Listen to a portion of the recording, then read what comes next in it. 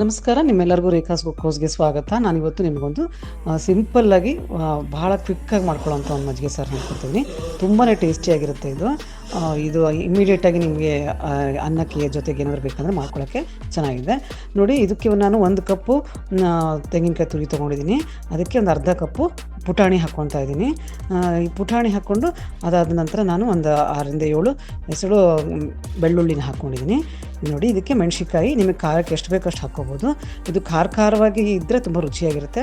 1 ಸ್ಪೂನಷ್ಟು ನಾನು ಧನಿಯಾ ಪೌಡರ್ ಹಾಕ್ಕೊಂಡಿದ್ದೀನಿ ಮತ್ತು 1 ಸ್ಪೂನಷ್ಟು ಜೀರಿಗೆ ಪುಡಿ ಹಾಕ್ಕೊಂಡಿದ್ದೀನಿ. ಇದನ್ನು ಯಾವುದನ್ನು ರೋಸ್ಟ್ ಮಾಡ್ತಾಯಿಲ್ಲ, ಏನಿಲ್ಲ, ಡೈರೆಕ್ಟಾಗಿ ನಾನು ಈ ಥರ ಹಾಕ್ಕೊಂಡಿದ್ದೀನಿ. ಇದಕ್ಕೆ 1 ಕಪ್ನಷ್ಟು ಮೊಸರು ಹಾಕ್ಕೊಂಡಿದ್ದೀನಿ. ನೋಡಿ, ಇದಕ್ಕೆ ಈ ಥರ ಹಾಕ್ಕೊಂಡ್ಬಿಟ್ಟು ಚೆನ್ನಾಗಿ ಮಿಕ್ಸರ್ನಲ್ಲಿ ಫೈನ್ ಪೇಸ್ಟ್ ಮಾಡ್ಕೋಬೇಕು. ಇದನ್ನು ನೋಡಿದರೆ ಸ್ಮೂತ್ ಪೇಸ್ಟ್ ಮಾಡ್ಕೊಂಡಿದ್ದೀನಿ. ಇದನ್ನು ಸಿಂಪಲ್ಲಾಗಿದೆ ನೋಡಿ, ಎಷ್ಟು ಸಿಂಪಲ್ಲಾಗಿರೋ ರೆಸಿಪಿ ಇದು.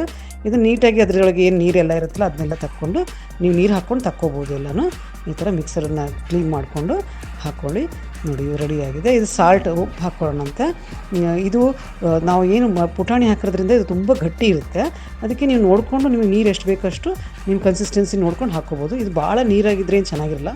ಅನ್ನ ಕಲಿಸ್ಕೊಂಡಾದ್ಮೇಲೆ ತುಂಬ ನೀರಾಗುತ್ತೆ. ನೋಡಿ, ಈ ಥರ ಕರೆಕ್ಟಾಗಿದು. ಭಾಳ ನೀರು ಮಾಡ್ಕೊಳ್ಳಾರ್ದೇ ಈ ಥರ ಮೀಡಿಯಮ್ಮಾಗಿ ಮಾಡ್ಕೋಬೋದು. ಇವಾಗ ನಾನು ಸಣ್ಣದಾಗಿ ಹೆಚ್ಚಿಟ್ಕೊಂಡಿರೋ ಕೊತ್ತಂಬರಿ ಸೊಪ್ಪನ್ನ ಹಾಕ್ಕೋತಾ ಇದ್ದೀನಿ. ನೀವು ಕೊತ್ತಂಬರಿ ಸೊಪ್ಪು ರುಬ್ಬೇಕಾದ್ರೂ ಹಾಕ್ಕೋಬೋದು, ಬಟ್ ಈ ಥರ ಹಾಕ್ಕೊಂಡ್ರೆ ಒಂಥರ ಚೆನ್ನಾಗಿರುತ್ತೆ. ಸಣ್ಣದಾಗಿ ಹೆಚ್ಕೋಬೇಕಷ್ಟೇ. ನೋಡಿ, ಈ ಥರ.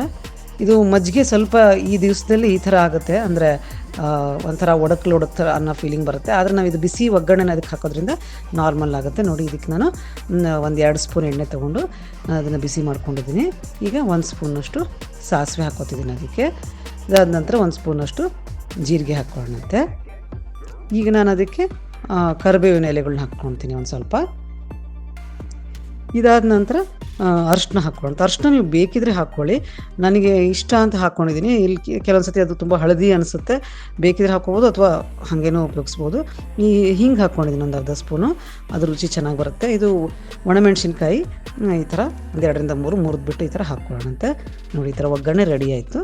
ನೋಡಿದ್ರಲ್ಲ, ಇದು ರೆಡಿಯಾಗಿದ್ದು ಒಗ್ಗರಣೆನ, ಇದು ಬಿಸಿ ಒಗ್ಗರಣೆನ ಡೈರೆಕ್ಟಾಗಿ ನಾವು ಇದಕ್ಕೆ ಹಾಕ್ಕೊಂಡ್ಬಿಡ್ಬೋದು. ಇವಾಗ ಅದೇನು ಒಡಕ್ಲು ಅನ್ನೋ ಫೀಲಿಂಗ್ ನಿಮ್ಗಿತ್ತಲ್ಲ, ಅದು ಈ ಚಳಿ ದಿವಸಕ್ಕೆ ಮಜ್ಜಿಗೆನ ಮಾಡಿದಾಗ ಹಿಂಗಾಗುತ್ತಲ್ಲ, ಇದು ಹೋಗ್ಬಿಡುತ್ತೆ. ನೋಡಿ, ಈ ಥರ ಇವಾಗ ರೆಡಿ ಆಯ್ತು. ಇದಕ್ಕೆ ಚೆನ್ನಾಗೆಲ್ಲ ಮಿಕ್ಸ್ ಮಾಡ್ಕೊಳ್ಳಿ. ನೋಡಿದ್ರಲ್ಲ, ಸ್ಪೈಸಿ ಆಗಿರುತ್ತೆ, ತುಂಬ ಟೇಸ್ಟಿ ಇರುತ್ತೆ. ಅನ್ನೋದ್ರ ಜೊತೆಗೆ ತುಂಬಾ ರುಚಿಯಾಗಿರುತ್ತೆ. ನೋಡಿ, ಟ್ರೈ ಮಾಡಿ ನೋಡಿ. ಭಾಳನೇ ರುಚಿಯಾಗಿರೋಂಥ ಬಟರ್ ಮಿಲ್ಕ್ ಸಾಂಬಾರು ಅಥವಾ ಮಜ್ಜಿಗೆ ಸಾರು ಮಾಡ್ಕೊಂಡು ನೋಡಿ. ಆಮೇಲೆ ನೀವು ನನ್ನ ಚಾನಲ್ಗೆ ಸಬ್ಸ್ಕ್ರೈಬ್ ಇನ್ನೂ ಮಾಡ್ಕೊಂಡಿಲ್ಲ ಅಂದರೆ ಸಬ್ಸ್ಕ್ರೈಬ್ ಮಾಡ್ಕೊಳ್ಳಿ. ನಿಮಗೆ ಒಳ್ಳೊಳ್ಳೆ ಈ ಥರ ರೆಸಿಪಿಗಳನ್ನ ತೊಗೊಂಬರ್ತೀನಿ. Thank you very much. ಧನ್ಯವಾದಗಳು.